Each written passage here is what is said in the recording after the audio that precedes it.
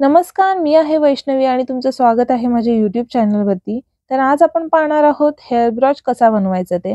यासाठी मी मोती घेतले आहेत. 30 गेजची वायर घेतली आहे आणि या 30 गेजच्या वायरचा मी 1 फूट इतका तुकडा कट करून घेतला आहे. आणि याच्यामध्ये मी 6 मोती ओवून घेणार आहे.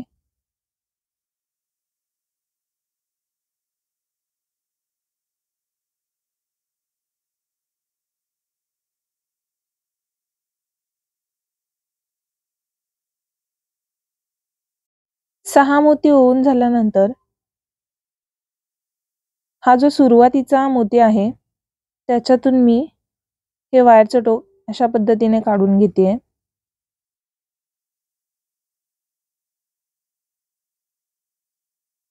आणि हे फ्लावर अशा पद्धतीने तयार करून घेते. हे छोटं टोक आपल्याला साईडला ठेवून द्यायचं आहे आणि जे मोठं टोक आहे त्या साईडला आपल्याला 10 ते 11 मोती ओवून घ्यायचे आहेत. या मोत्यांची संख्या आपल्याला एकसारखीच ठेवायची आहे. जर 10 मोती घेतले तर 10 मोतीच घ्यायचे आहेत किंवा 11 मोती घेतले तर 11 मोतीच घ्यायचे आहेत. नाहीतर पाकळीची साईज लहान मोठी दिसेल.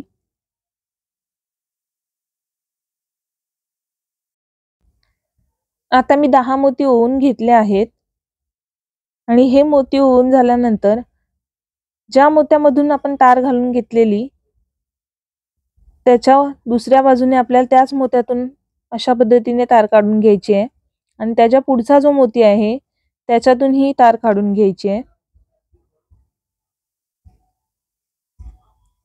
अशा पद्धतीने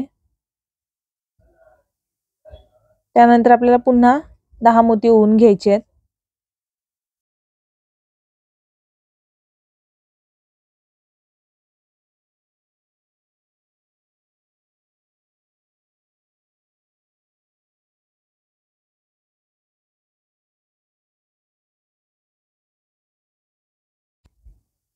दहा मोती ओवून झाल्यानंतर सुरुवातीला आपण ज्या 2 मोत्यांमधून वायर काढून घेतली होती त्याचा मागचा मोती सोडून द्यायचा आहे आणि ज्या मोत्यातून वायर आली आहे त्या मोत्यातून वायर अशा पद्धतीने काढून घ्यायची आहे.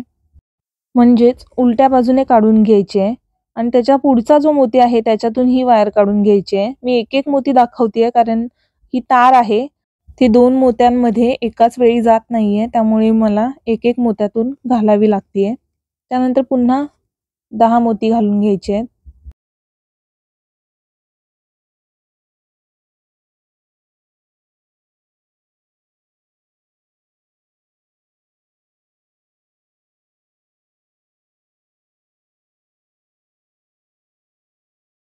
आता पुन्हा आपल्याला आधीप्रमाणेच ज्या मोत्यातून वायर आली आहे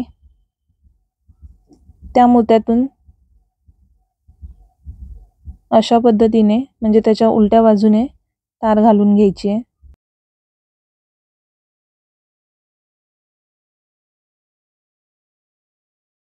त्यानंतर त्याच्या पुढच्या मण्यातून म्हणजे मोत्यातून वायर काढून घ्यायची आहे.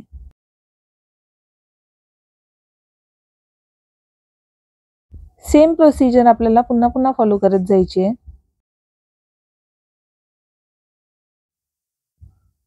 10 मोती ओवून घ्यायचे आहेत आणि त्यानंतर ज्या मोत्यातून आपण वायर काढून घेतली होती त्याच मोत्यातून आपल्याला पुन्हा वायर काढून घ्यायची आहे.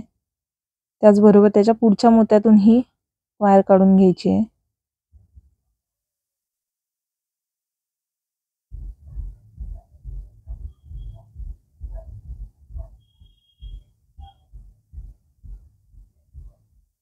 पुन्हा 10 मोती ओवून घ्यायचे आहेत.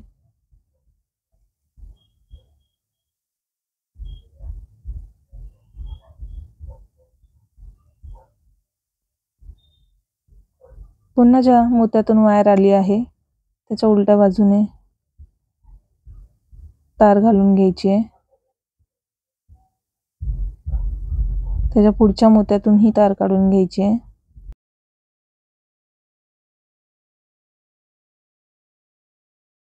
जितके आपण स्टार्टिंगला मोती ओवून घेतो तितक्याच याच्या पाकळ्या तयार होतात. मी 6 मोती ओवून घेतले होते त्यामुळे या फ्लावरच्याही पाकळ्या 6च होणार आहेत. पुन्हा 10 मोती ओवून घ्यायचे आहेत.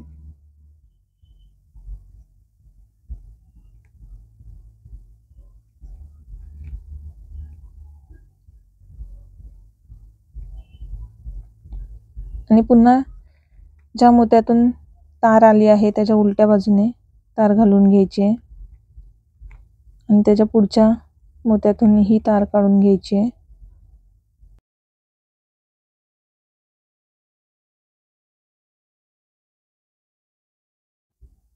आता आपल्या सर्व पाकळ्या तयार झाल्या आहेत. आता या दोन्ही तारा एकत्र पकडून यांना पीळ करून घ्यायचा आहे. मध्यभागी एक आपल्याला मोठा मोती लावून घ्यायचा आहे. त्यासाठी जे तारेचं मोठं टोक आहे त्याच्यामध्ये मी मोती ओवून घेतला आहे आणि तो अशा पद्धतीने मध्यभागी ठेवून तार खालच्या बाजूला घ्यायची आहे आणि दोन्ही तारा एकत्र पकडून त्यांना अशा पद्धतीने पीळ करून घ्यायचा आहे.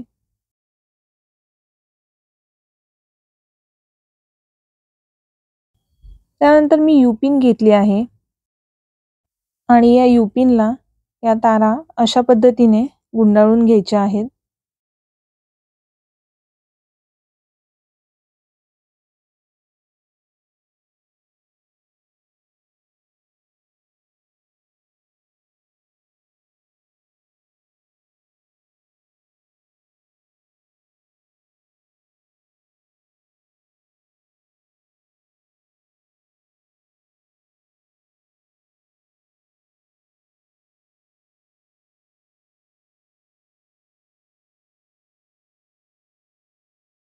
यानंतर हे फ्लावर व्यवस्थित अटॅच व्हायला हवंय यासाठी मी वरच्या बाजूने पाकळीतून ही तार घेतली आहे आणि पुन्हा या युपिनला गुंडाळून घेते.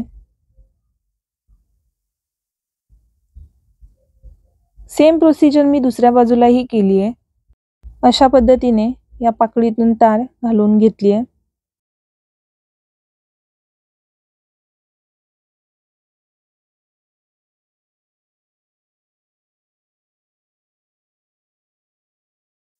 आणि युपिनला गुंडाळून घेतली आहे. हे फ्लावर व्यवस्थित युपिनला अटॅच झाल्यावर या तारेची उरलेली टोकं कटरने कट करून घ्यायची आहेत आणि पकडने प्रेस करून घ्यायचे आहेत. तर तुम्हाला हेअर ब्रॉच किंवा बीडेड फ्लावर हेअर पिन कसं वाटलं हे कमेंटमध्ये नक्की सांगा आणि जर व्हिडिओ आवडला असेल तर व्हिडिओला लाईक आणि चॅनलला सबस्क्राईब करायला विसरू नका. धन्यवाद.